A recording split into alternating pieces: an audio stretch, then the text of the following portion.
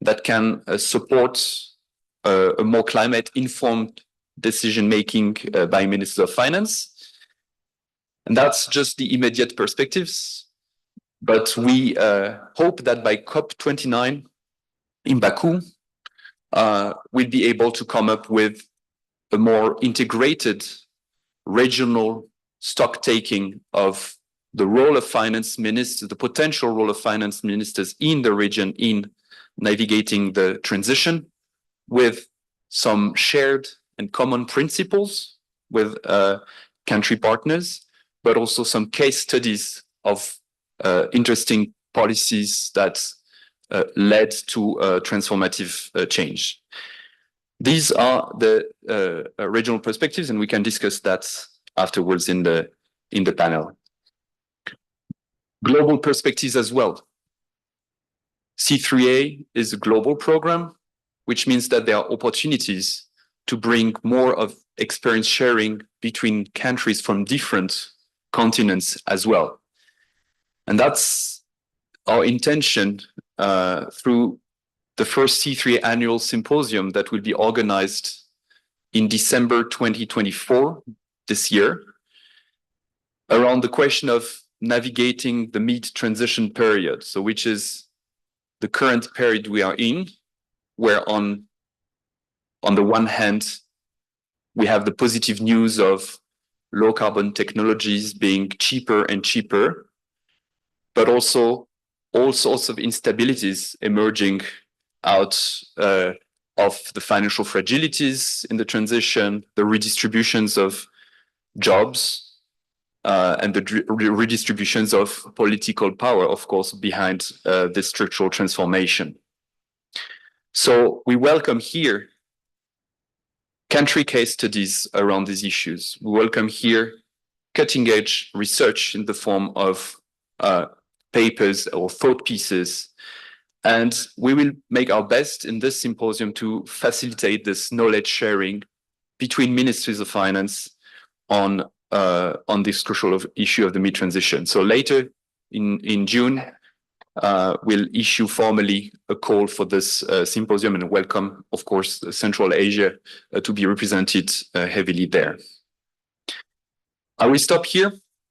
Thanks again so much for your attention, and I'm very pleased to participate in the discussion afterwards. Thank you very much.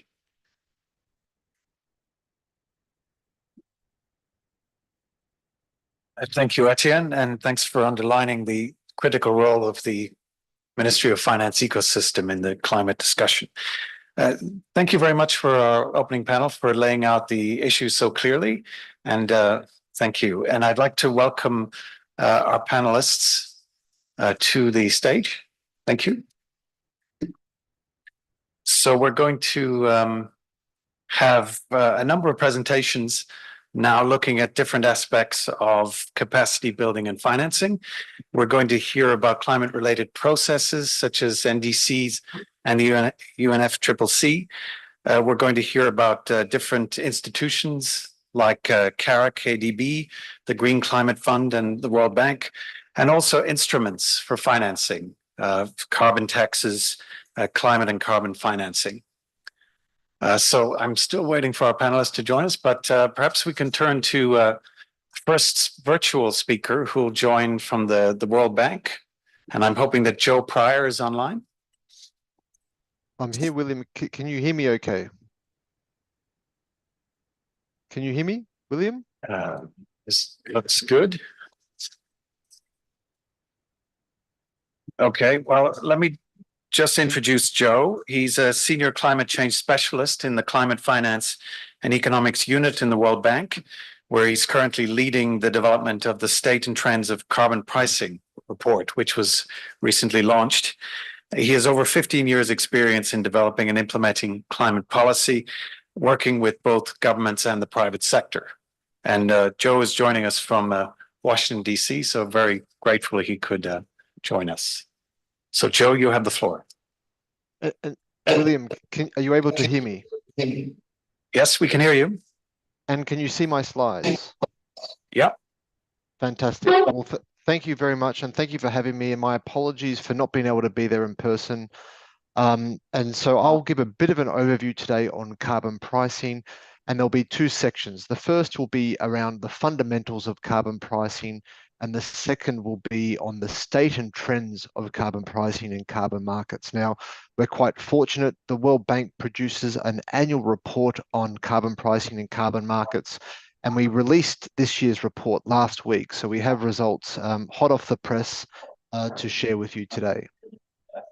So with that, I'd like to turn to talk a little bit about some of the drivers around carbon pricing. To answer the question, why would you price carbon? Now, the first most obvious driver is to be able to deliver cost-effective mitigation. That is to provide an incentive to change the production, consumption, and investment patterns within an economy. But there are a range of other drivers for carbon pricing. We've already heard a bit about this today already, but around incentivizing low carbon growth to provide a financial incentive to invest in green technologies and improve innovation and improve efficiency.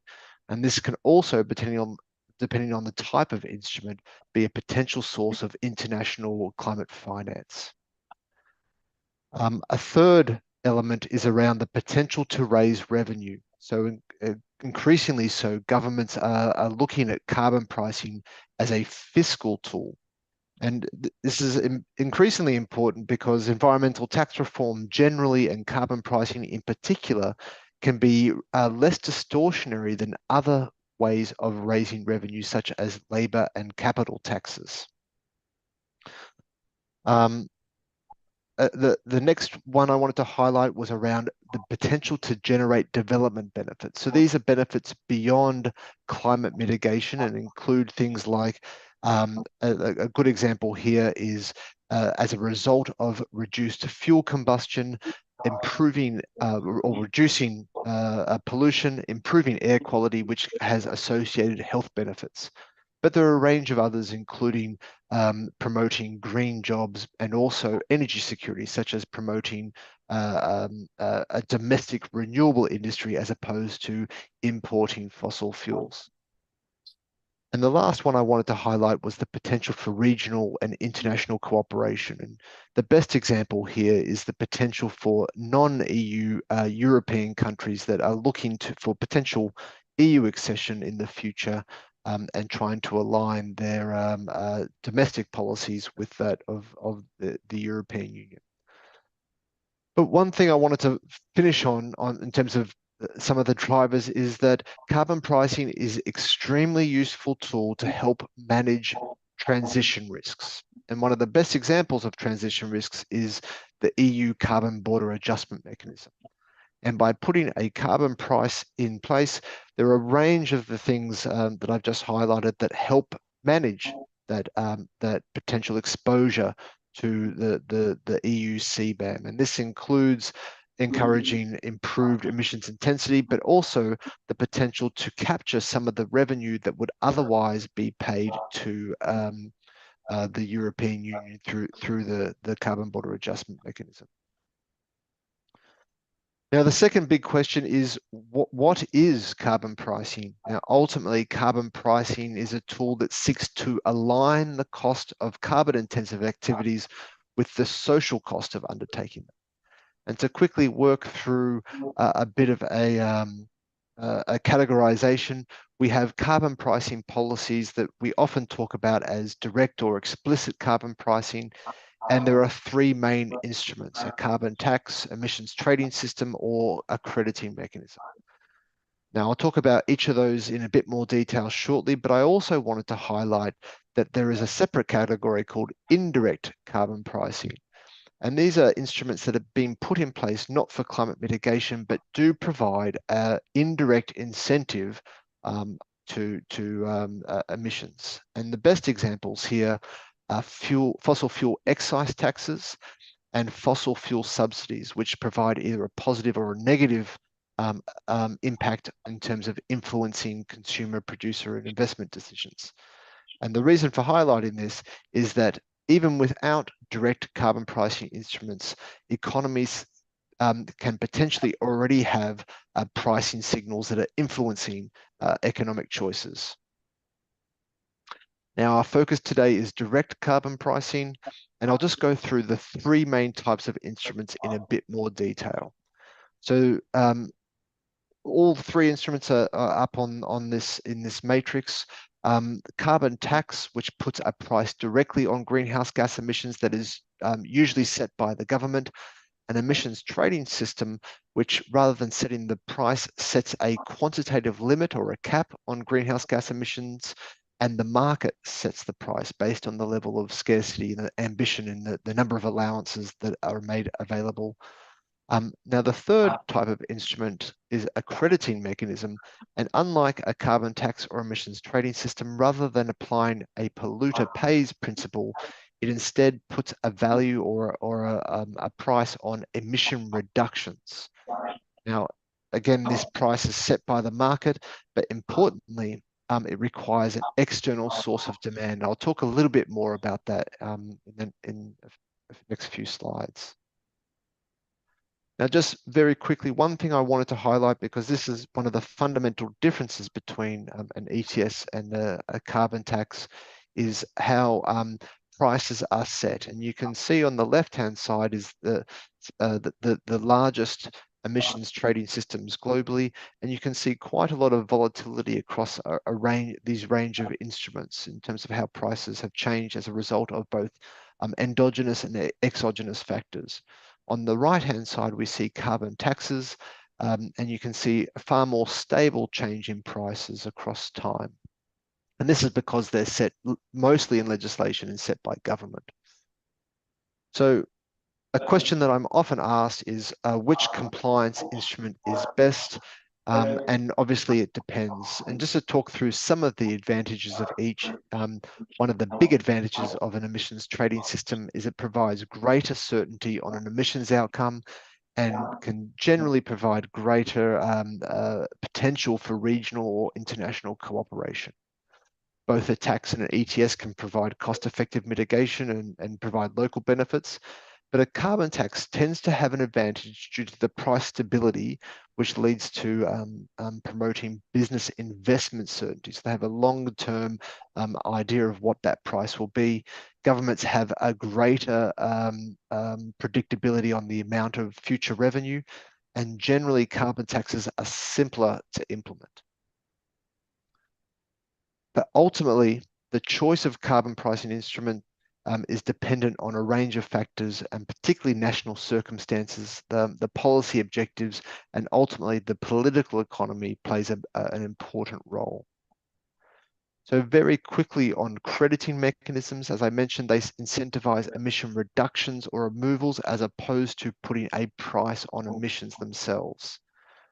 As I mentioned, you need a source of demand, which could come from a tax or an ETS, but it could come from a range of other purposes. And more recently, we've been seeing voluntary corporations purchasing and using credits for voluntary purposes as being the main driver in the market.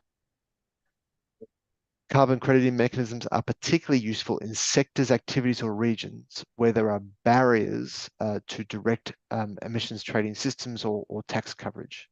Now, one thing I did want to highlight is that unlike taxes and ETSs, carbon crediting mechanisms have additional challenges to achieving environmental integrity, particularly around additionality. That is, would those reductions have occurred in the absence of the crediting mechanism?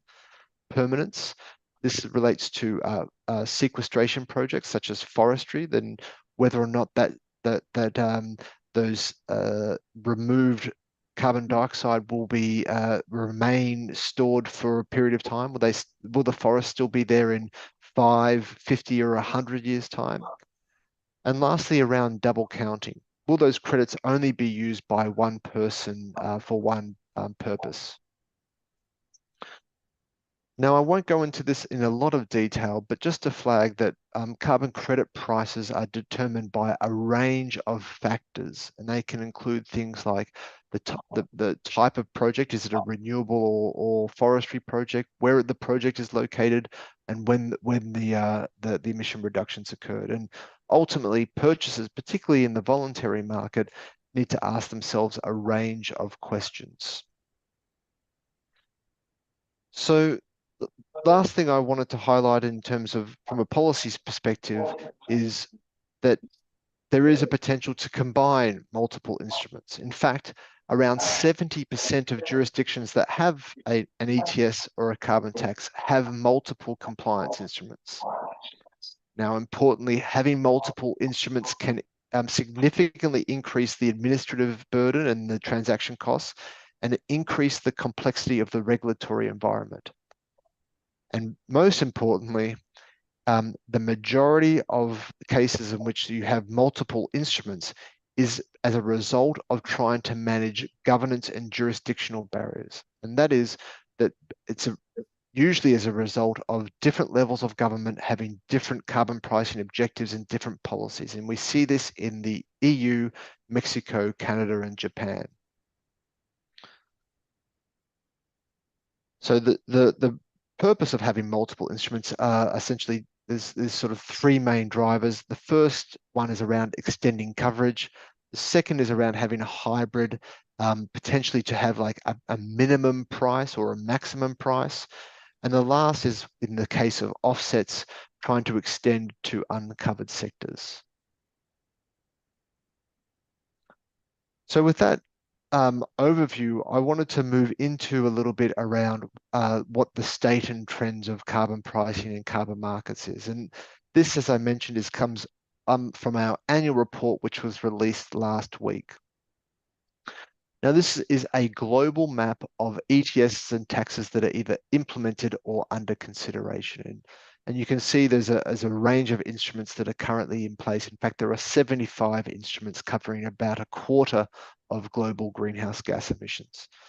Now, while there's been relatively slow progress in the last 12 months, we see that one of the more promising signs is that large middle-income countries are making progress. And this is particularly true in Brazil, India, and Turkey that have made remarkable progress towards ETS implementation in the last 12 months. Now, zooming in to Europe, we see quite a lot of instruments. In fact, almost a third of all greenhouse gas emissions in Europe and Central Asia face a carbon price. Now, however, most of those instruments are in the European Union. There are a few exceptions to that, and that's best highlighted on the next slide, which talks about carbon prices. And this is a useful slide that shows three main things. First of all, it shows the great variation in all of the implemented carbon taxes and ETSs in terms of the price level. It also shows the varying levels of coverage, like how much of an economy faces a carbon price. And this is illustrated by the intensity of the purple color of each bar. The third thing it shows are these price bands. That this is the estimated price to achieve a 2-degree and 1.5-degree temperature target. And what we see is that the majority of prices are below those required levels. Now, as I mentioned, there are a number of instruments in Europe, and I've highlighted here those Europe Central Asia prices that are currently in force but are not in the European Union. And you can see that there's still significant potential to increase those prices to get closer to the price required to achieve the Paris Agreement goals. So despite carbon prices having seen relatively limited increases over the past 12 months, we saw total carbon revenue from all ETSs and taxes hit an all-time high in exceeding $100 billion for the first time. Now, just to put this in perspective, $100 billion, that's about 50 times the size of the voluntary carbon market, but it's an order of magnitude below that of fossil fuel subsidies that are currently implemented globally. Now, the majority of revenue that's collected was used to fund climate and nature-related programs, and that's as a result of largely as a result of the European Union having a 50% requirement for those purposes. Now, we've seen that governments are increasingly looking to carbon crediting, and this is a map of governmental carbon crediting mechanisms that are either implemented or under consideration. And the interesting thing here is that there are a range of drivers and policy approaches to implementing crediting mechanisms, ranging from primarily aimed at supporting a domestic emissions trading system or a carbon tax, such as in China or in South Africa. But also we see countries like Vietnam that are progressing a potential crediting mechanism to not only support a future emissions trading system, but also to attract international finance through both the voluntary and potentially international compliance markets. Now, the big question is, what is the price of a carbon credit? And really it depends and varies across market segments. And I touched on the range of attributes that change the prices or influence prices.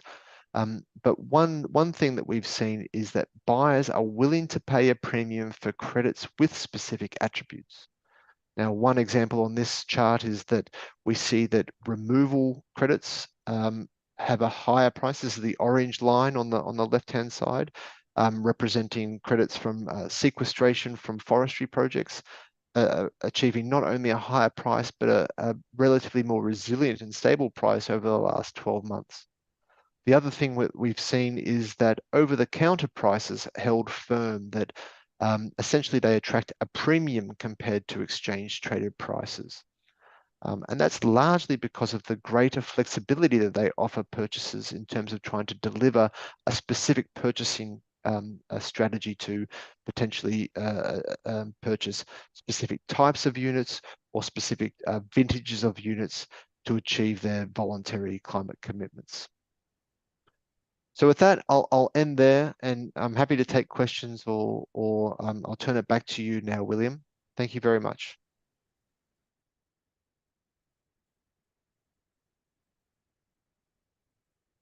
Thanks, Joe, for that excellent overview of the range of policy options available to price carbon.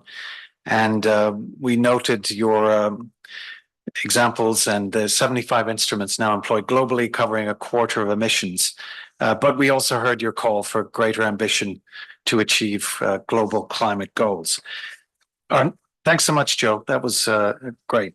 Our next speaker is also online. I hope it's Lee Kando, who's joining us from the Green Climate Fund. And Hi. Good morning. Good morning, Lee. Lee is the program and technical advisor of the GCF's regional desk for Eastern Europe and Central Asia, and she has more than 15 years of experience in climate change mitigation, adaptation, finance, and development impacts. So welcome, Lee, and great you could be here. Thanks.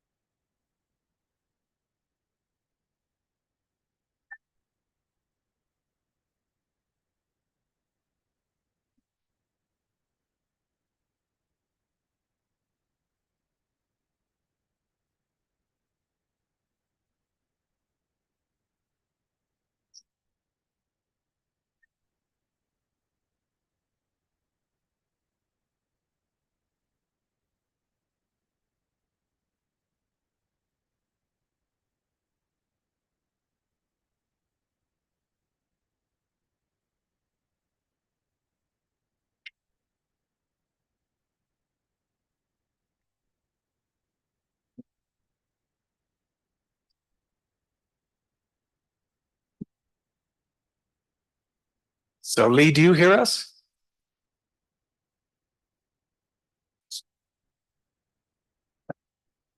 We're just working out some technical difficulties here.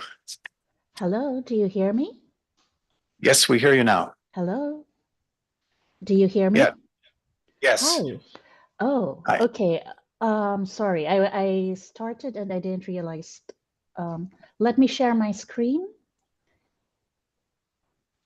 Do you see what I'm sharing? No, we don't see your screen.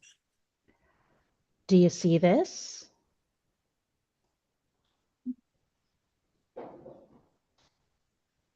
Does that work?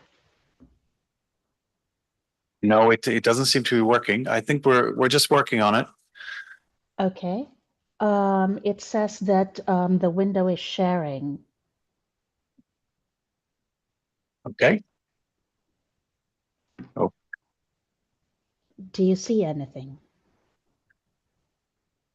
We see your presentation now, but I'm not sure it's connected to. But why don't you just go ahead and hopefully we'll work out the slides. Okay, sounds good. I'll briefly present GCF strategic plan for 2024 to 2027, or what we refer to as USB2. And I will also talk about how we work and opportunities in the region. I hope you see the slide now. As GCF evolved, the first two cycles focused on setting up the organization. In 2015, GCF created policies and processes to get the organization set up and running. By 2020, GCF aligned these building blocks. Now at USB2, GCF focuses on integrated strategic planning. I can further elaborate this in the next slides. A brief overview of how we work. First and foremost, GCF works with a country-driven or country-centric approach. This means keeping countries close, front and center, to match financing with on-the-ground realities. I'd like to provide two examples how this is done. Firstly, through country programming. We work closely with countries, have a common understanding and vision of climate and development priorities. The country program is the anchor for prioritizing projects or programs for GCF financing. Secondly, GCF provides the largest readiness financing and capacity building initiative. It enables countries to directly access finance and design projects and programs to address climate challenges. GCF also works in partnership with over 200 partners and entities to deliver our programming.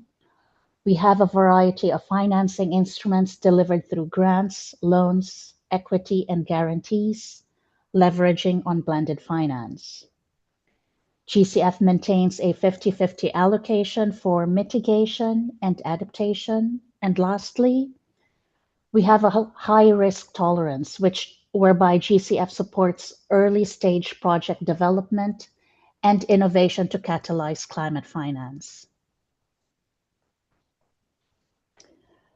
Here we focus on the sectors and areas.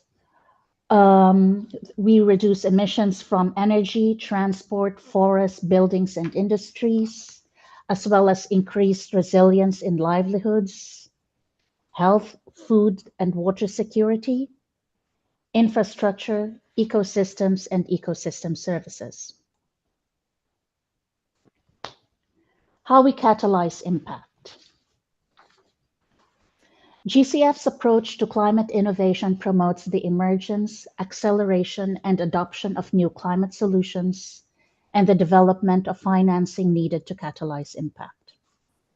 First, on the far left, you'll see building in-country capacities and enabling environment to deliver climate action. This is done through integrated climate strategies, planning and policy making, as well as establishing a conducive environment that steers investments towards climate action.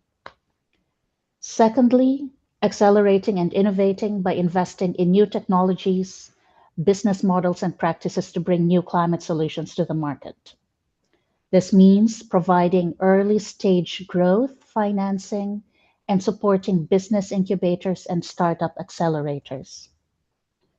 Third, de-risking investment to mobilize finance. De-risking projects to crowd in finance from risk-averse public and private institutional investors into new markets. Fourth, greening finance by building the capacities of domestic financial institutions in countries to mainstream climate risks and opportunities into their investment decision-making and to access capital markets. So what is new in USP2? I hope the slides are moving now. I wonder if we should switch the slide projection from the floor, or should I just continue? Let me try to continue. Very briefly, what is new in USP2? As mentioned previously, USP2 focuses on an integrated strategic planning, moving towards a 4-year programming cycle and continuously improving policy and process settings to enhance access. This means a partnership hub, prioritizing programming based on portfolio-level targeted results, and operating as dual speed by making patient investments in capacity and working with established partners. Simply put, USP2 focuses on access, performance, and results. Here you can see the new programming directions. At the top, you can see our commitment to contribute towards the 2030 goals set by the international community. Over the next 4 years, GCF's target is to mitigate at least 1.5 gigaton of CO2 emissions and enhance the resilience of over 500 million beneficiaries.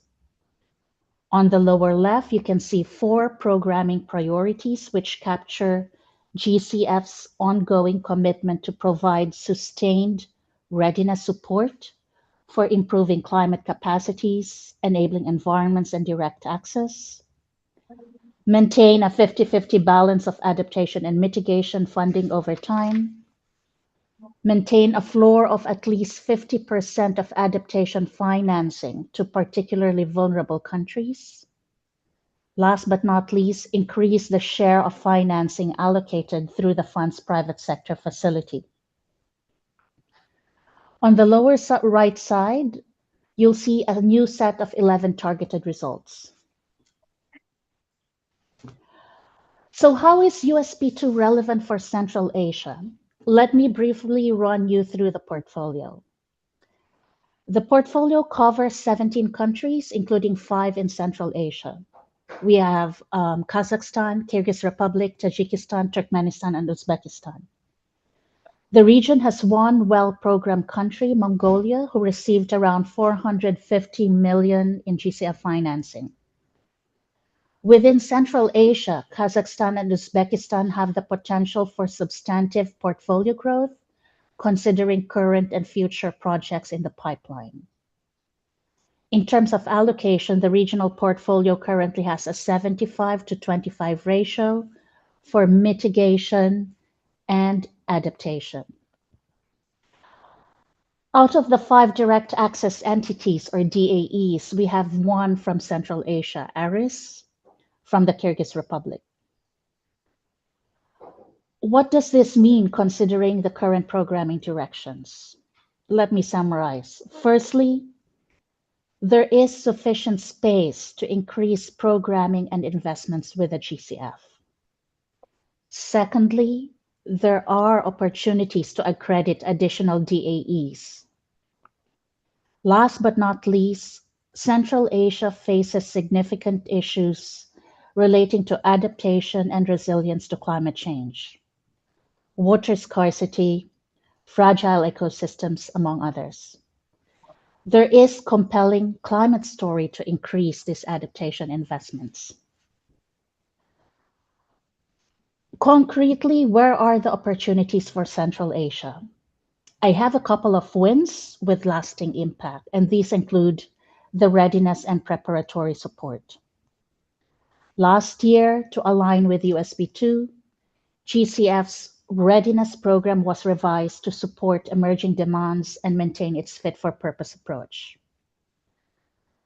Key principles include a redirection in programming structure from grant by grant to incremental approach, country-driven attitude, and focus, simplicity and speed in processing, and effectiveness in delivery. I'd like to highlight three major changes in this readiness strategy: strategic and medium-term planning over 4 years, focus on pipeline origination and country ownership, and streamlined objectives and modalities.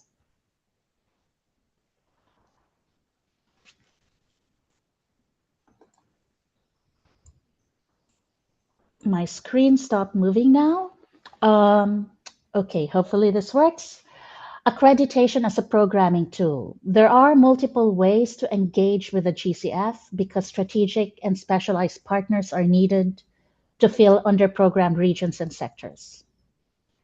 As GCF prioritizes direct access, nomination from national designated authority is required. Readiness resources are also available to support accreditation, which can be undertaken in two ways: institutional or through what we call PSAA, or project-specific assessment approach. Here you'll find the key differentiating points.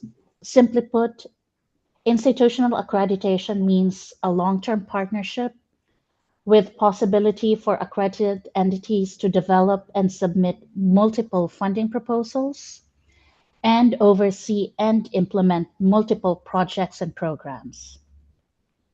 PSAA, on the other hand, means a partnership for one project or program, whereby standards, criteria, and capacities are assessed only for that particular project. PSAA could also be used as a test phase and can later be upgraded to institutional accreditation. As GCF reaches maturity, the new strategic plan focuses on access, performance, and results. This means a GCF that is predictable, quick, simple, complementary to other support, has a realistic volume in terms of projects and programs, with strong partnerships, and provides direct access for countries. I'm happy to take questions later on, and thank you for your time.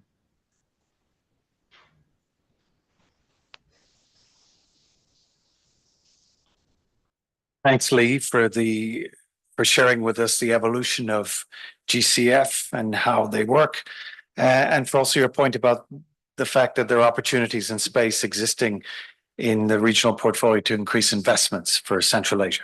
So thanks so much for that, and apologies for the technical glitches.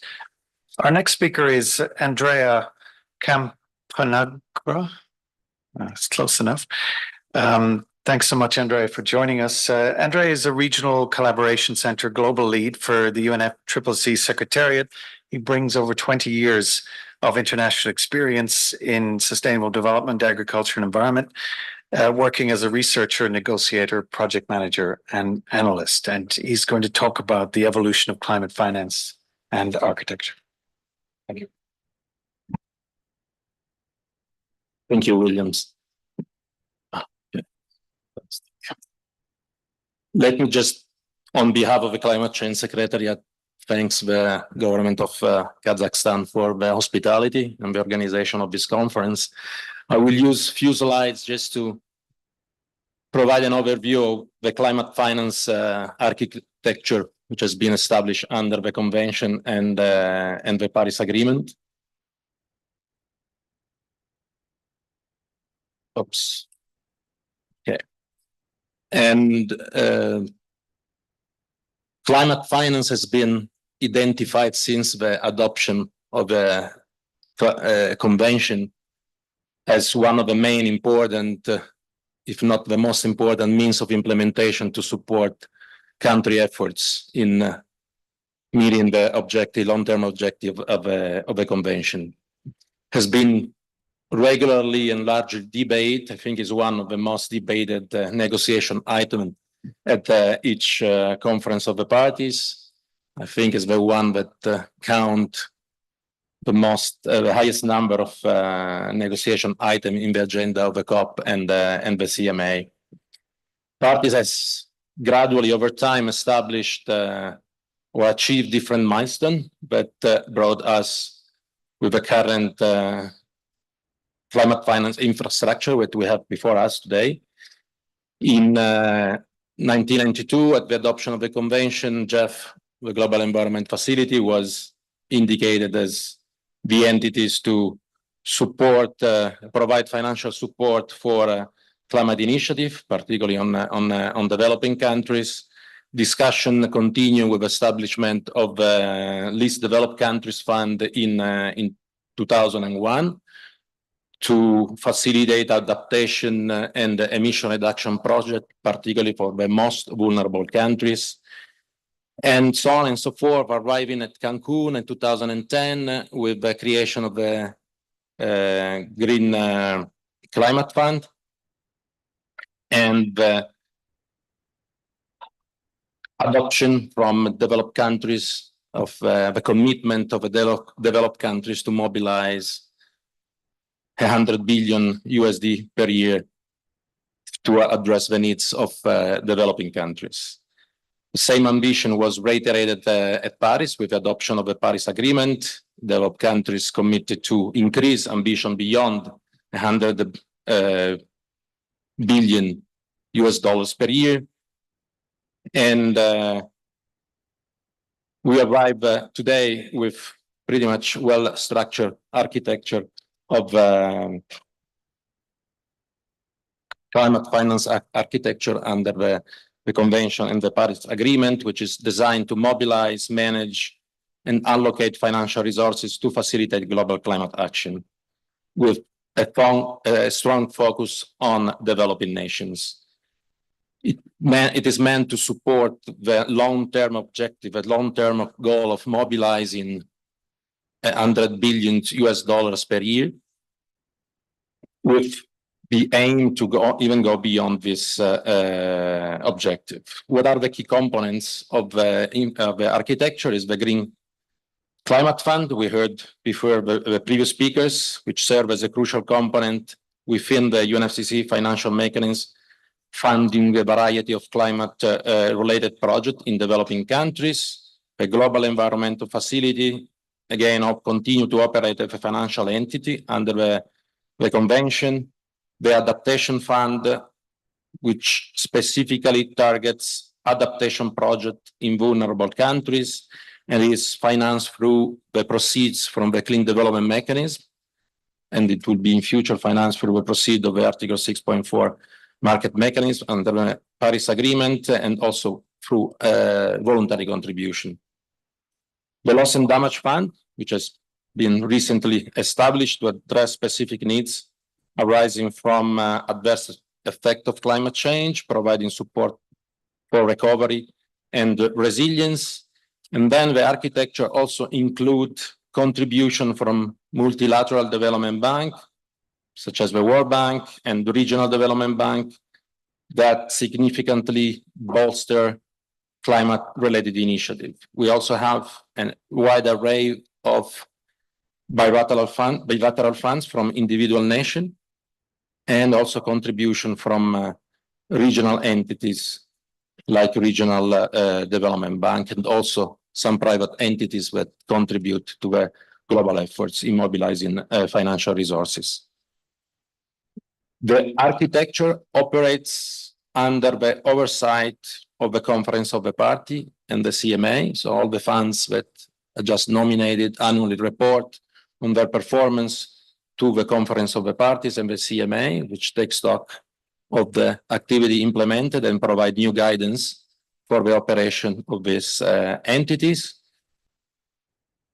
A MRV framework is established to monitor and to take track of the support, financial support, which has been provided and is being provided. And since Paris, there is under the enhanced transparency framework established under the Paris Agreement, there is also a mandate to report in detail on financial flows. So to ensure clarity on the utilization of the outcomes of the funds, and then confirming financial commitment from developed country towards developing countries. A quick Where we stand now with the discussion, what was the main outcome of the global stock take, the first global stock take that took place at the COP in Dubai, COP28, where the discussion on climate finance absorbed a lot of energy in the negotiation about the GST. There were notable new financial commitments to climate funds, particularly to the adaptation funds. So a lot of emphasis has been put on adaptation, financing for adaptation. So it's not only mitigation anymore. Climate finance has been focus has been equally divided between mitigation and adaptation. The adaptation fund received over $188 million in pledges at COP28. The discussion on financial goals continue, particularly about the new collective quantified goal on climate finance, the famous acronym NCQG, which aim at scaling up the climate finance beyond 2025 from a floor of $100 billion per year. This is discussion that we continue also at COP29 in Baku. As I said before, focus on adaptation finance. There was a significant focus on increasing adaptation finance, with developed countries committing to at least double their adaptation finance from 2019 level by 2025. And this is a response to the growing recognition that there is an urgent need to support adaptation measures in developing countries in a more robust way. Extensive discussion took place on improving transparency, accountability, and effectiveness of climate finance. This included enhancing the reporting mechanism and tracking the impact of funded projects to ensure that the funds are used effectively and lead to tangible climate action. The conference also highlighted the importance of innovative financial instruments and approaches such as green bonds and blended financial models to leverage additional private sector investment in climate action. There was also a call for significant reforms in the international financial architecture to better support climate finance needs, which includes making multilateral development and financial bank and financial institution more responsive and aligned with global climate goals. And last but not least, the last element, which is a discussion that revolves around ensuring equity in financial contribution. So emphasizing that wealthier and more historically responsible countries for emission should bear the largest share of financial burden. For sake of time, I will skip the next slide, but quickly touch upon a mechanism, Article 6 of the Paris Agreement, that establish new market mechanism and offer opportunity to mobilize further additional resources, to inject further additional financial resources into the climate finance architecture, and particularly facilitate engagement of private sector into all the efforts. I mean, it's three tools are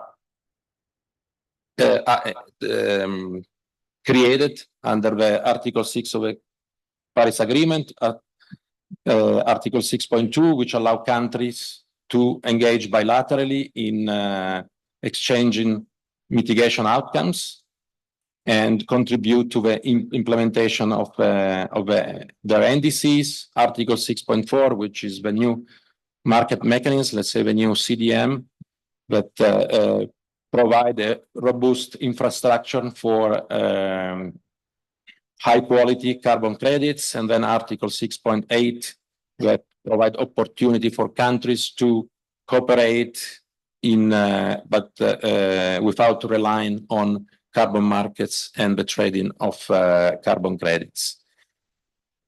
It is estimated that through international cooperation through carbon markets could significantly reduce NDC compliance cost.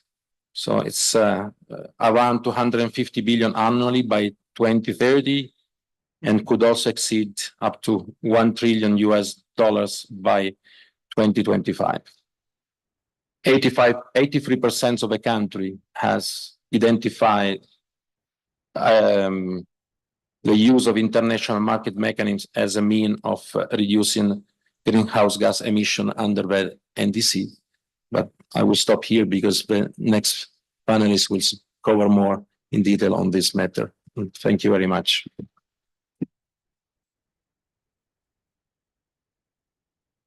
Thanks, Andrea, and thanks also for introducing the next speaker. Amanda McKee from the NDC Partnership is going to talk about financing the next generation of NDCs. Amanda is Director for Knowledge and Learning with the NDC Partnership Support Unit, and she has various experience with GGKP, WTO, and ITC. Thank you. Perfect. Thank you. And good morning, everyone. So Andrea set this up nicely because what I want to talk about is how the GST outcomes really impact the next round of NDCs and the financing. And there were two big outcomes that came out of the GST, two big gaps. Thank you. And I think I have a few slides as well. One was an ambition gap. The other one is the implementation gap, and we can't close the implementation gap. We can't even talk about closing the implementation gap without finance. And this includes financing the current targets that countries have, but also supporting them in the next round of NDC update to ensure that those NDCs are implementable and financeable. And so that's what I'm going to speak about today. I'll skip the overview of the GST because we just saw some of the critical importance in how finance and the need for finance, including adaptation, engagement of the private sector, efforts to simplify access to finance really came out of the last COP. But placing this in the context of what we're seeing through our country members and the requests for support. So of the close to 100 developing countries around the world that we support through the NDC partnership, finance has consistently been the most frequent topic that countries are requesting support around. 85% of our country members have requested some sort of support around finance. And if you look at all the individual requests, 35% of them are finance focused. So this is really critical to both the implementation of NDCs, but also the raising of ambition. The good thing is that there's a lot of partners providing support in this space. So we currently have 127 partners who are actively providing support on finance. However, the response rate is actually quite low. So only 43% of these requests for support that touch on finance have actually attracted support. So there's a lot more to do.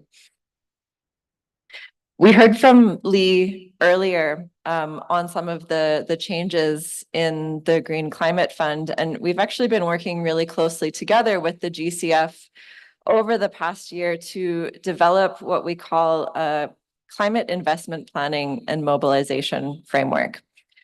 And the idea here is to draw on some of the best practices from across our work, from across the GCF's work, and provide a bit of a blueprint for how countries can think about their investment planning and mobilization plans. So we've put together this framework. It's not meant to be prescriptive. It's more of a recipe or an illustration of some of the best practices that countries should be considering when they're thinking about access to finance.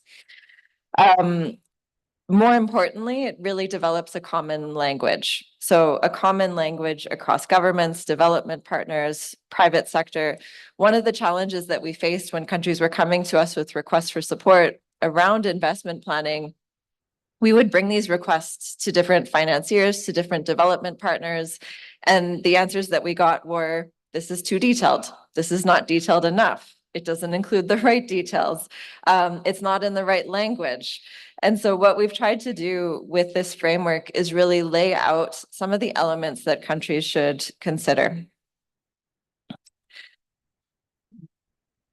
So I just want to go through really quickly the different elements of this framework and some of the elements that countries should be thinking about as they're preparing their next NDC, and the elements that can help to ensure that that NDC is financeable. The first one is really this backbone of effective implementation of countries' objectives through strong, clear, and effective institutional capacities. So these are things that we see through the process of developing the NDC, but they're also critical to carry forward into the financing of the NDC as well. And this includes institutional arrangements and expertise. So including ensuring that the right government agencies are brought into these processes and discussions early on. Similarly, with stakeholder engagement, this means involving at all stages the relevant stakeholders and clearly defining responsibilities in this process. This includes thinking about climate mainstreaming from early on, and also what monitoring and reporting processes need to be put in place. The second area I wanted to highlight is really around the strong evidence base and the science information that the NDC can provide and how critical this is for investment planning. It's not simply a matter of listing projects in an NDC. And in fact, a lot of the financiers that we've talked to have just said that that's not the right level of information that we need. What they're looking for is a sound evidence base backed by a technical assessment of what the climate rationale for the project is. How is it actually going to contribute to the country's adaptation and mitigation efforts? This is one part of it. And the other part of it is really the costing and the sound technical analysis. And we heard about this in the previous panel as well, some of the tools that the World Bank is providing in this regard. And then lastly, I just wanted to touch quickly on the actual finance mobilization aspect. There's 4 elements here that I wanted to conclude with and just highlight. Again, critical elements for countries to think about as they're putting together the NDC and thinking about the sources of finance. And the first one is not to overlook actually mapping the available sources of finance that exist in a country and understanding where the gaps are. This mapping exercise can also determine the type of financing for each source, its key characteristics, and help to guide optimal matchmaking, especially when we have limited resources to deal with. The second one is around alignment with financiers. And here it's really critical to ensure that both public and private financiers, national and international, are part of this process in identifying, prioritizing sectors. This early alignment can help not just define goals that are realistic, but also ensure that they're going to be achievable, that the right actors are part of that process. The third is taking stock of current pipelines. And this can include looking, for instance, in various sectoral ministries and understanding the pipelines of projects that are there and the complementarities and how these can be brought in to address climate action. And then fourthly, which we've also heard about this morning already, and I don't want to overlook, is really the importance of strengthening the enabling environment in the country. So overcoming these barriers to investment, these barriers limit the risk return investment profile of national economies, particularly niche markets for NDC aligned projects. And so addressing these barriers will be really critical to unlocking finance for NDC implementation. So I'll conclude there, but thank you.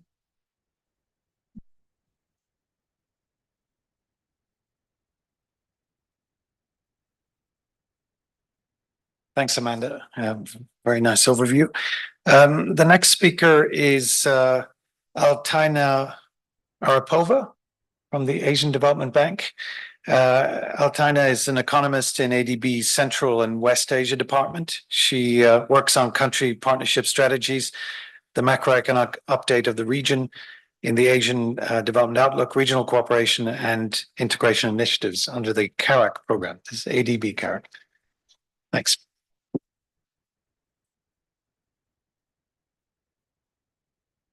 Thank you. Thank you, William, organizers, dear participants, distinguished speakers. Good morning.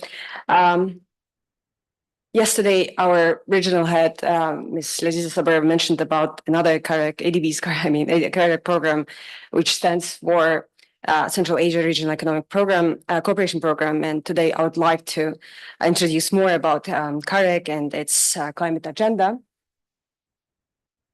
So CARAC program is a partnership of 11 countries and development partners working together to accelerate economic growth and reduce poverty through enhanced regional cooperation. ADB serves as a secretariat of CARAC. Since 2001, CARAC has been actively investing, working with its member countries and development partners to mobilize resources. As of 2023, CARAC related financing amounts to more than 47 billion, which covers investments in transport, energy, agriculture, economic corridors development.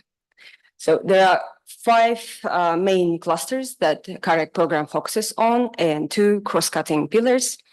In terms of institutional structure, the Ministerial Conference is the main decision-making body, and we'll have senior officials meeting in Astana this week to discuss the progress of the CARAC program and next steps. As you can see from this slide, in the CARAC region, floods are the most frequent hazards in terms of number of affected people and economic losses. Droughts also have the most significant impact in terms of economic losses in Central Asia. There are high vulnerability, to climate change throughout the region, the Central Asia region. The chart on the top left corner shows vulnerability versus readiness to climate change in Central Asia.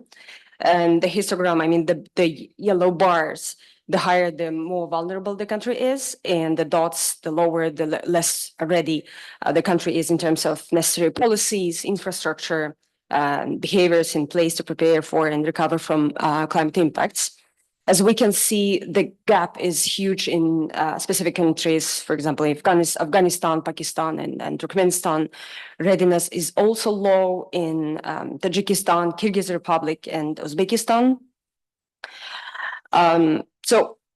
Yesterday we mentioned about CARAC climate change vision, and the objective of this vision is to coordinate and accelerate the regional climate actions through CARAC platform. And this vision calls for sharing best practices, identifying priority sectors for adaptation and mitigation, mobilizing climate finance, advocating for a unified CARAC voice on the global climate agenda. And to put this vision into action, into practice, member countries and development partners will work together through the CARAC working group on climate change to formulate the action plan in coordination with the CARAC Institute and other relevant programs, actors. The CARAC working group on climate change has been already established, and the first meeting will be in Astana this week. The working group will play a key role in aligning CARAC programs, projects, initiatives with the Paris Agreement, focusing on priority clusters, cross-cutting thematic areas of the CARAC climate change vision. Overall, CARAC investments between 2016 and 2023 were about $18.45 billion, of which, unfortunately, only 3% invested in adaptation and 5% in mitigation. Most adaptation finance went to transport sector, infrastructure resilience, and most mitigation finance were in transport as well as energy sector. So there is need to increase climate adaptation and mitigation finance because of the region's capacity to address climate change is low, I would say very low. And as we mentioned yesterday, CAREC Climate Change and Sustainability Project Preparatory Fund has been proposed. This is a multi-donor trust fund facility to support the effective preparation, implementation of sustainable regional projects for the CAREC program. So the CAREC is, as we mentioned yesterday, is a unique platform and has been convening power to coordinate and accelerate regional climate action and to overcome existing challenges. By existing challenges, we mean the change of the perception that the climate adaptation is not a burden, but an investment for the future.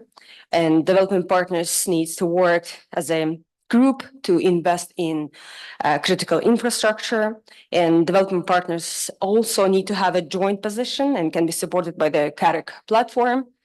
So moving forward, CAREC needs to maintain a regional focus, strengthen coordination, exchange of knowledge, best practices in climate adaptation and mitigation, share information on ongoing initiatives and the climate-related events in the region, identify potential joint regional initiatives, and together with the regional environmental CAREC organizers of this event, we could join our efforts and speak with one voice at the global and regional forums, including opportunities of a joint position at the upcoming COP29 in Baku, Azerbaijan this year.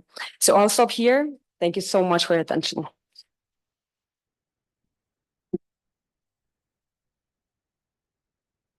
Thank you, Altanya. And good neighbors, good prospects. Yes, thank you so much for that. Okay, the next speaker is Alessandra Fidanza. She joins us from the Ministry of Environment and Energy Security in Italy, and she's going to talk about environmental performance reviews. Thank you.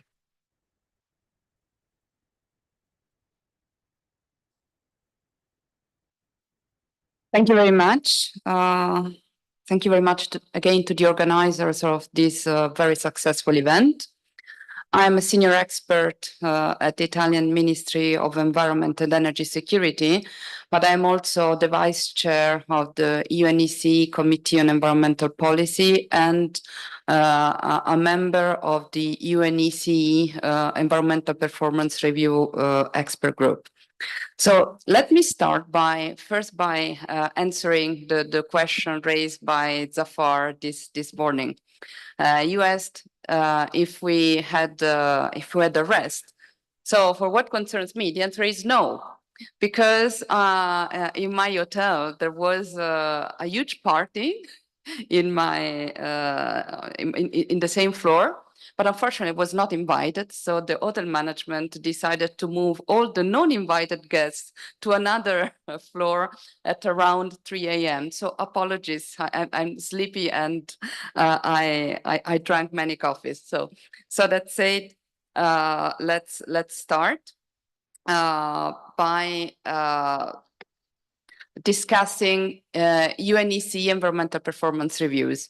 The UNECE has this very important program, and they have a wonderful secretariat who works very hard to support countries in the preparation of the EPR. DPRs. What is an EPR, environmental performance review? First of all, is something that is requested by countries. So it's a publication requested by countries and prepared by experts. Experts which come from within the UNECE, or as in my case, are provided as in-kind support by UNECE member states.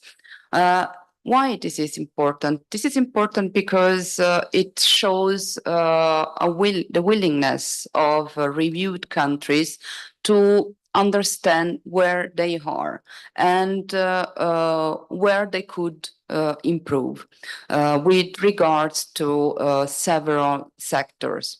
So this is a very important source of information because EPRs consist of a descriptive part. So they are divided into chapters, and today we will have a quick look at the climate change chapters of the EPRs of the Central Asian countries, which received a recent EPR. And at the end of each chapter, there is a list of recommendations. So experts prepare their review with regards to energy sector, agriculture, climate change, healthcare system, and so on. The chapters differ because it is the reviewed country which asks for specific chapters. So the structure of an EPR is never the same, because it is tailored to the needs of the country. So please note, this is very important because it means that countries already show an interest in understanding where they are, so a picture of where they are, and how they could improve ideally in the next 5 to 10 years. And at the end, each expert, after having described the situation with regards to a well-defined structure, which is agreed within the Committee of Environmental Policies in Geneva, they prepare a list of recommendations. I, as an expert, I also participate as an author in the EPRs, so I know how it works also from within. So we as experts, we write a list of recommendations which, in our view, could support the country in improving their conditions with regards to a specific topic, but also to attract investments, to suggest idea for future projects. We have heard till now words like framework, accountability, localize, high-level commitments. Then the EPRs bring this on the table, but it's not over, because it's not like other expert reviews prepared from the outside. I've just found out in my suitcase before coming to here. This is, I don't know if you can see it, this is the brochure of the recent EPR of Montenegro. I was in Montenegro a few weeks ago because we are preparing now with the UNECE the EPR of Montenegro. And in the brochure, there is the list of the chapters that the country requests. And with this brochure, we as experts, we meet the local experts in the country. So there is a review mission in the country. We have a dialogue with institutions and experts, and we try to understand and describe at best the situation. But it's not over. Once we prepare our recommendations, there are internal peer reviews carried out by the United Nations. And then there is a formal meeting, usually in Geneva, with the reviewed country. So experts, the EPR expert group on one side and the reviewed country on the other side. On the table, there are recommendations and there is a negotiation. So compared to the list that is initially proposed by experts on the table, thanks to this negotiation, at the end, the EPR is published only with those recommendations, maybe even modified thanks to dialogue with the country, only with those recommendations that the country is willing to undertake and is willing to implement in the near future. So there is nothing imposed because maybe the list of us expert could be 100 recommendations, but then at the end the list is narrowed and tailored to the needs of the country in review. So this is the official description of an EPR, which is on the UNECE website, and I invite you to have a look at the UNECE website.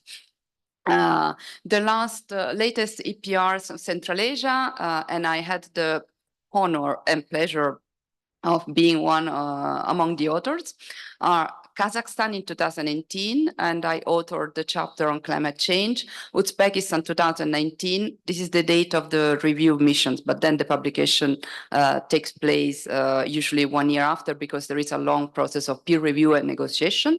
2019 in Uzbekistan, I was responsible of the chapter on human settlements and environment. Kyrgyzstan in 2022, and I authored the chapter on climate change, and recently Tajikistan last November, and we are finalizing the EPR this year.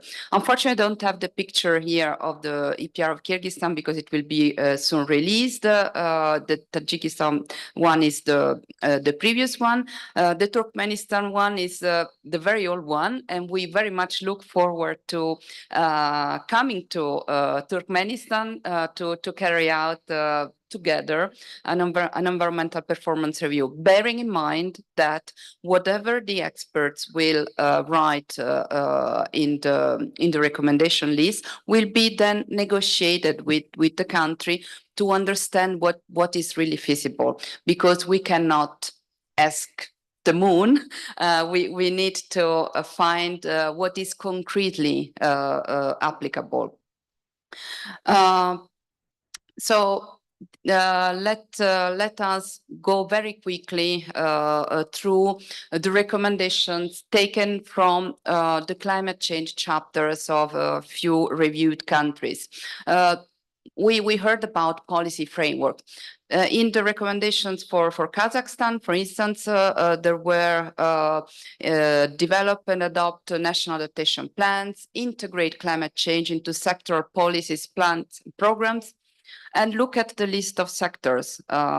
We have heard them being mentioned by the speakers before me today and even yesterday: housing, transport, agricultural sector, urban planning, health, energy, industrial sector, infrastructure, and so on. And then oblasts and cities. So the national level should try to support the local level in integrating climate change into local plan.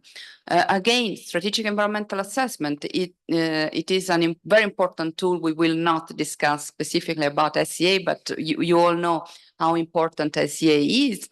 And specifically for Kazakhstan, we discussed and we understood the importance of further improving SEA by including climate change considerations, or promote disaster risk reduction plans and framework and so on, and plans. Cities and climate change. I'm particularly close to the built environment and infrastructure sector.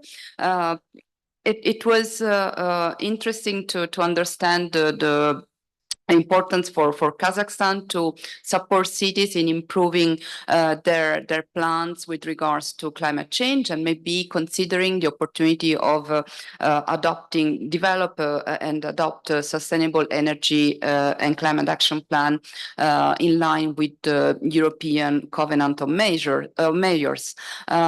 mitigation scenarios. We have heard about mitigation by several speakers before me, and incentives for improving energy efficiency. So switching from, whenever possible, of course, and feasible, from fossil fuel to different sources of energy, or satellite and GIS data. Yesterday, during the side event on climate action transparency, we discussed the importance of having reliable data, and in this case, we recommended that Kazakhstan considers also to establish data structures and satellite information and ensure data flows. For Kyrgyzstan, again, the institutional framework, which is so important, and it is also a requisite for further improving and developing projects. A long-term strategy on low carbon development, legislation on climate change mitigation and adaptation, greenhouse gas inventories, and so on. If you look at those recommendations, you may understand that those recommendations might well be developed as concrete project ideas for bilateral or multilateral donors.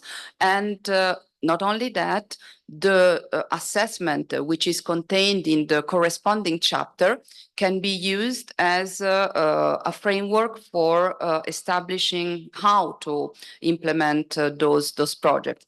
Or for the water sector in Kyrgyzstan, technologies for stormwater reuse, rainwater harvesting in urban and rural areas. You see, these recommendations and projects related to these recommendations could well be implemented even in other regions. From this, the importance of setting the framework, understanding where some projects could be piloted and replicated potentially in other countries. So broadening the scope of potential financing for specific projects. The energy sector. So upgrading old energy infrastructure. These are recommendations from the climate change chapter. In the energy chapter, there are other additional recommendations, but just consider energy security. Climate change is really threatening our energy security worldwide. So if we manage to use these ideas to develop pilot projects which are applicable to one of Central Asian countries or regionally, because the problems are the same, almost the same in all Central Asia and beyond, we might well also find bridges between regions. Yesterday, during the discussion on climate action transparency, we talked about the importance of connecting regional hubs. So for instance, the regional hub for Central Asia and the regional hub for Central America or Central Africa and so on. Consider nature-based solutions as preferred adaptation options. We have heard about the importance of adaptation. Then develop adaptation through nature-based solution. Uzbekistan, again, here you see the long-term strategy for climate change adaptation and mitigation, disaster risk reduction strategies on a local level. We have heard mentioning the local flood events which occurred in the region recently. Then maybe addressing this topic at the regional level might benefit also the single countries. Or for Uzbekistan, we recommended to consider establishing an emission trading scheme. We heard about this topic by one of the speakers before. Address biodiversity issues and specific. We go into the specific because it's the country which highlights where they need more support. So in this case, the Aral Sea region or the negative impacts of climate change on the Tugai forest. Again, the energy sector. This is very important, and this recommendation is very important and also connected to lifestyles. Decrease the energy demand for cooling purposes. Why? Because climate change means most of the times also global warming, and during summer times, we have a peak in energy use and potential blackouts because to maintain a comfortable indoor air quality and temperature, we resort to the use of air conditioning. This uses energy. So if we promote actions and we find projects that address this problem, we will also have as a side effect have energy security. Exploit the solar energy potential, the productivity of the hydropower sector. This is a problem which is valid worldwide. During summer, when there are droughts and there are drought periods, the level of water decreases, and then the energy produced by hydropower plants also decreases, causing chain reactions. So to conclude very briefly, we understand that Central Asia as a region shares many common issues related to climate change. Regional and national projects could be developed starting from EPR's assessments and recommendation. We heard the importance of going united. In COP26, there was a very nice slogan in the Central Asian Pavilion, 511, Central Asia, 5 countries, 1 region, 1 voice. I would like to wish Central Asia successful and fruitful participation in the UNFCCC negotiation, maybe also considering going as a regional group, as it was initially announced in February in the post-COP event organized by CAREC.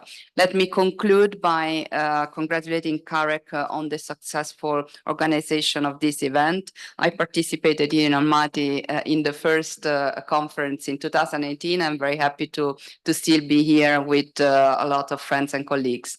Good luck.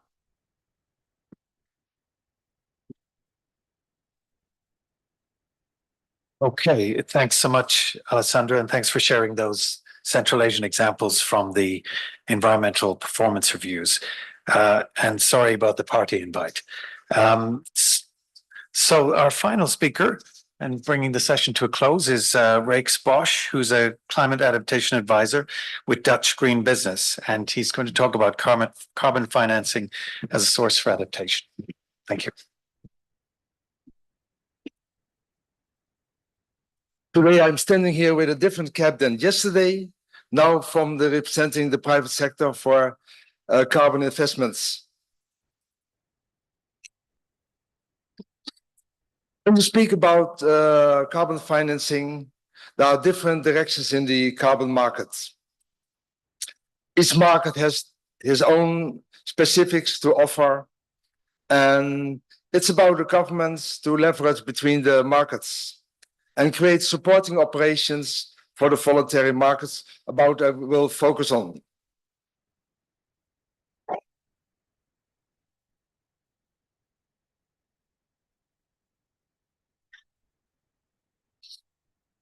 When we speak about the carbon financing markets, we have the compliance market, the voluntary market, and the government-to-government transactions. The voluntary market is a private-to-private market, enabling private entities and individuals to purchase carbon credits on a voluntary basis. It's not mandated by regular frameworks, but it requires certification by third parties like FERA of gold standards. And it's often supported by additional social and environmental benefits, the so-called biocredits and social credits. It's a flexible mechanism but it's a very diverse mechanism also. The compliance market is an enterprise to enterprise based on mandatory participation, cap trade, emission reductions targets. And I will not go into details with that. Then we have the government to government transactions, where the MRV is playing as a special role, the monitoring, reporting and verification, which is pity enough not in place yet in one of the Central Asian countries. There are big opportunities in Central Asia for carbon financing, especially when you look at carbon sequestration. In the RLC, the desertification, the planting of Saxo, which is going on already in a reasonable scale. But where the carbon financing is not included up to now. The reuse of abandoned land, improvement of steppe areas by lack of wild livestock, the reforestation in the northern territories, and the compensating for the ecosystem shift in the mountain areas. The large-scale opportunities and the advantages, however, the sequestration is low here, that the large scale of organization here, the large scale of land ownership. The big issue here is a lot of initiatives on local implementation. State finance, private finance, under IFAS, and so on. But for carbon sequestration, carbon financing, you need a bridge to the national level. Therefore, you need an organization, and in our case, that the Kazakhstan Biodiversity Protection Fund, who is bridging between the local implementation and the national coordination. Even a bigger step is how to reach out with your carbon credits to the international buyers. Therefore, you need investment funds to cover that space. Not only to reach out to the to the international buyers, but also to pre-finance the first investments which has to be done to gain decarbonization. So you need a local implementer, national coordination, in most cases a mediator between the different parties, investment funds, accreditation, and buyers of carbon.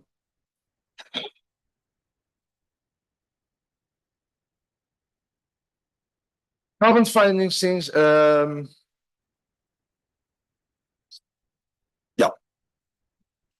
the carbon credits at present doesn't allow the investments fully. But by combining carbon credits with bio credits and social credits, buyers are prepared to pay double and more for the carbon credits. And there you see also the difference in the local market, where it's $3, $4, perhaps $5 per ton, while the international voluntary market is now shifting from $10 till $20 per ton. What is essential, when in the past, in the 2010, I worked on the step carbon sequestration and sustainable development. Then the price of carbon dropped from 10, 15 till 2, 3. And it was not even covering the cost of monitoring. So that was end of the game. Now the prices are raising, now the opportunities are coming up again. One of the problems here with carbon sequestration is that the climate or the weather is not really reliable. You see quite a bit of peaks and drops in the weather from year to year. That means only investing in carbon sequestration for Saxo, for example, is risky. So you have to spread it over step improvements, Saxo tamarisk planting in the Aral Basin, but also combine it with reforestation in the northern parts and in the mountain areas. Only then you can, for the investors, reduce the risk to a minimum. There's money needed for investment in carbon sequestration, and that's quite the issue. You have to hire land, or to get land in some cases, sometimes you're offered. The soil inventory has to be done, planting, the monitoring, investment in facilities and equipment. And for accreditation, you need minimum 100 hectares, but preferable 500 to 1,000 hectares to get full accreditation, and which can also then be replicated for other areas. I want to show you on the hand of a pilot project for the Kizillardu region, the planting of the, I'm a little bit dry mouth, the planting of Saxul and Tamarisk. I don't have to tell anything about the RLC region. The current vegetation is very bare, but there is a lot of land which is not in use. There's high salinity, so you have to focus on primary vegetation, which is salt resistant.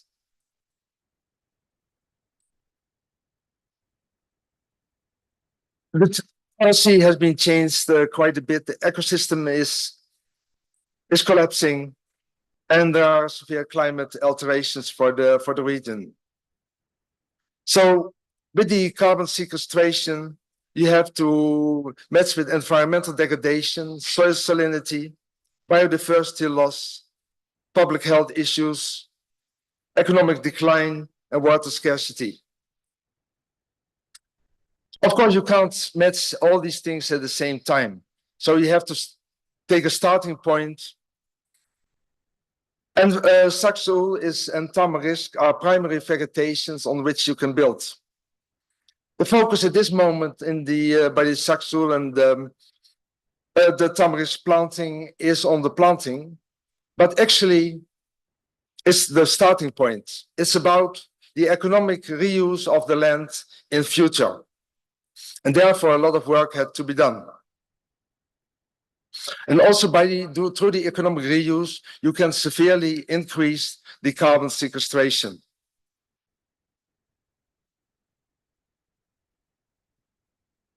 So through the afforestation, the planting of Saxul and Tamarisk and other shrubs, we can stabilize the soil, we give biodiversity support, the dust storm mitigation, and it offers, especially in the second stage where you go to the reuse of the economic reuse of the land, economic benefits for the population.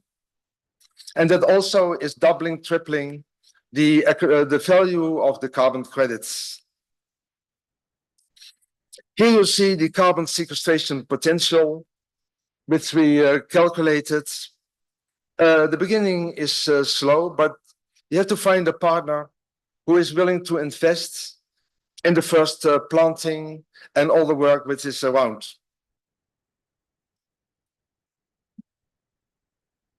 So to come to the lessons learned, the voluntary market offers opportunities. You don't have to wait till the government has the MRV, the carbon administration in place, but there is a need for a memorandum of understanding and preferable letter of authorization of government that by the time that the administration is in place, they will register the voluntary carbon financing in their administration. There's a bridge needed between local implementation and national coordination and international financing. A need for investors who are willing to finance the bridge, the gap between the carbon sequestration and the investments to be done. Combining the carbon credits, the ecological or bio credits, and social credits are essential to receive enough financing out of the carbon credits to enable implementation. Carbon sequestration in Central Asia has a low sequestration level, but the size and the way the land is organized offers severe opportunities for financing or co-financing of climate adaptation.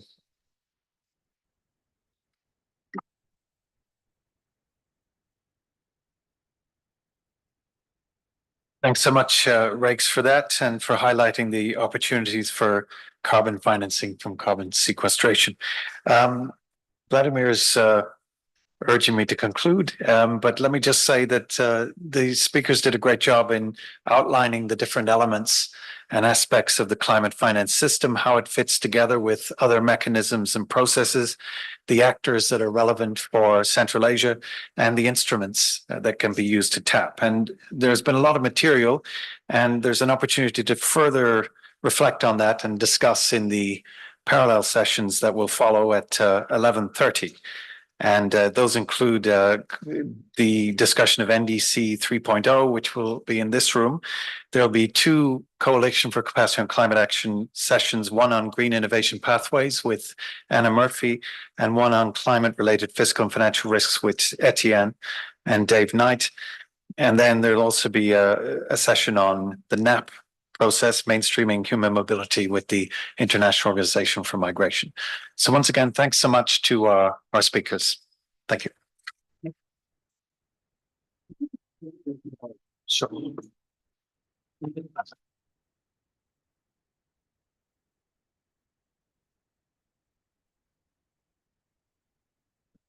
Уважаемые участники, небольшие организационные объявления. Я хотел бы еще раз напомнить, что после кофе-брейка у нас будет 4 панельных сессии. Пожалуйста, обратите внимание, где будет проходить каждая из этих панельных сессий. Первая сессия по ОНУФ будет проходить в этом зале.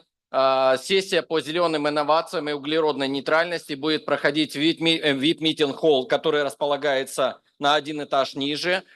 Сессия по финансовым и фискальным рискам будет проходить в Boardroom 2, в том здании, где мы обедаем. И сессия по мобильности и национальным адаптационным планам будет проходить в Boardroom 3. Следующий слайд.